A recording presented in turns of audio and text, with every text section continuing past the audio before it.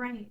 So, for the Art of Destruction activity, to log on to the platform we need for this activity, we would go to the Art of Destruction activity directions in the PowerPoint where I walk through the activity step by step.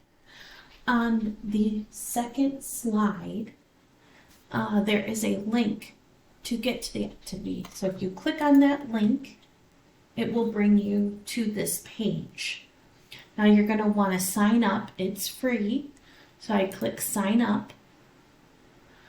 You can sign in with a Google account, or you can enter a username. I would suggest signing in with a Google account because I think it's easiest. So I'm just going to sign in with my Google account. It'll say you are about to join the game assignment, Art of Destruction. I join. It will start loading here. I can press start. And then once I get to this page, I can turn on or off the music, and then I can press play. And it should bring you to the very start page that you need to be on for the activity.